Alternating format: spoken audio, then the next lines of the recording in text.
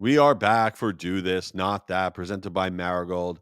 And today we're talking about, is beginner level content garbage? What do I mean? Do you ever go on social media and you're thinking about sharing something, or you're writing a newsletter, or your company's putting out information and you're like, we can't put that out? That is the most basic thing on the planet. Everybody already knows that thing. Maybe you have a health business and you're trying to give out a health tip. And you're like, we can't talk about that. Everybody knows that. Or you're a B2B SaaS company, you have a piece of content. You're like, that is so beginner level. If we share that, that's ridiculous. And I get that vibe. I feel that way all the time, and I avoid what I would call beginner level content, whether it's an email or social, because I think that it's just a waste and it's going to make me look like a doofus. But I was wrong. I am totally wrong. So our research group, World Data Research, just completed some really cool reporting on what level of educational content works best and where. So, beginner level content versus advanced level content. And should you actually be putting out beginner level content, or is an epic waste and an embarrassment? Or should you be leaning into it? Right. And so let's dig into what we did and what we found. So we looked at over 50 companies and content creators, and we reviewed all the email newsletters and promotions they publish and all the posts that they shared. And we categorized them: beginner level content, advanced level content, depending on the business or consumer sector that they were in. And here's what we learned: beginner level content crushes it on social media. On social media, beginner level content is it. But advanced level content crushes it within email marketing. It is not that the same thing works in both places. Boom. This was like, what? So let's dig into the stats. On LinkedIn, beginner level content generated a 42% higher average engagement rate, likes and comments, and over a 35% higher share rate than advanced level content. Not just about sharing and not just about liking and commenting, but beginner level content on LinkedIn also generated new follower rate requests over 30% higher than advanced level content. And then we looked at Instagram as well, and we saw the exact same thing. Beginner level content outpulled advanced level content by over 30%. Here's the thing that flips the script. And this is where I was like, okay, everything is changing in my mind now. The super interesting thing is that the exact opposite, occurred within email promotions and email newsletters for business and consumer marketers. Advanced level content within email promotions and newsletters generated a 39% higher average click-through rate than the beginner level content. What? So what does this all mean? Well, what it means is that beginner level stuff's on social, advanced level stuff in email. But what else it means is this idea of, oh, just repurpose it. Repurpose it into your email. Just repurpose it and put it on social. You could take the same content, chop it up, and put it everywhere. And that is the recipe for success. That's not the recipe for success. And that's what we're learning. See, social media is all about one thing: it's about being relatable. If you can evoke an emotion that is like, when you see it, you say to yourself, oh, that happens to me all the time, or this is exactly what I'm dealing with right now, when they see your social post, or that's exactly the tactic that works for us. You see yourself in the post, it's relatable. Even though it's basic, it makes you feel like you're on the right track with your life or your business. And that's why you engage with it. That's why you want to follow that person. So when you see that post and you say in your mind, I know exactly what you mean.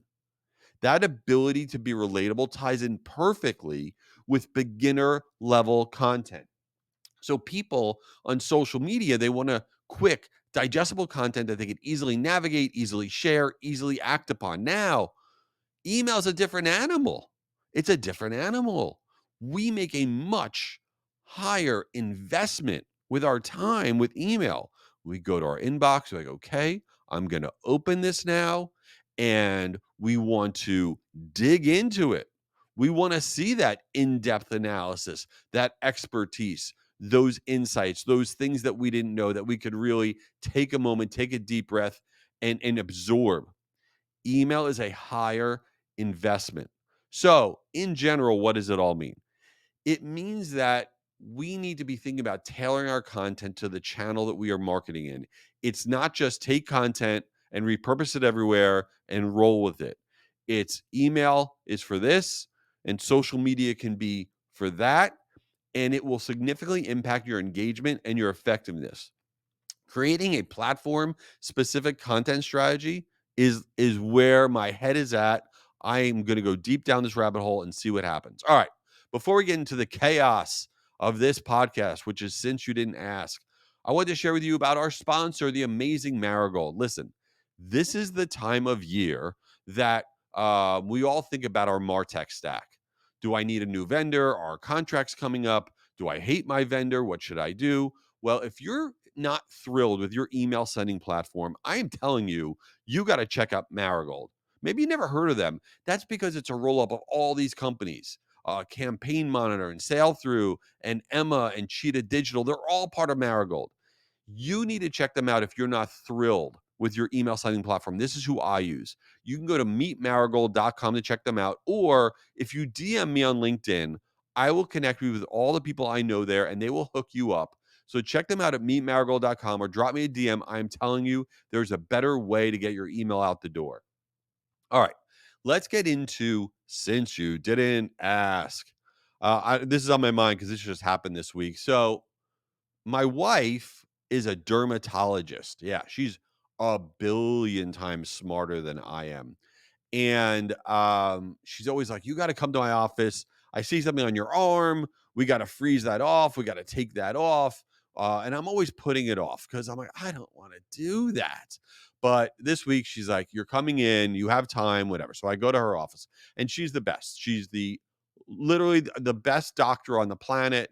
She is the nicest to all of her patients. She's incredible. We've been married for over 20 years. She's the love of my life. It's amazing. But we go to her office. She puts me in this room and she just starts like, "Oh, wait, I didn't know you also had this thing on your shoulder and this thing on your back." And she starts to freeze them and do whatever and numbing it and all this stuff. And she's like, "Does that hurt? Whatever." And it didn't really hurt, but it hurt enough. But I didn't say it hurt because I don't want to be a wimp. I don't want to be like, "Oh my God, I married a wimp." So I'm like, "No, it doesn't hurt at all. It feels great. You're crushing it. It's amazing." But I am the biggest wimp. I'm saying the whole time, like, dude, you got to suck it up. If you say this hurts, then she is just going to look at you like you're a giant loser.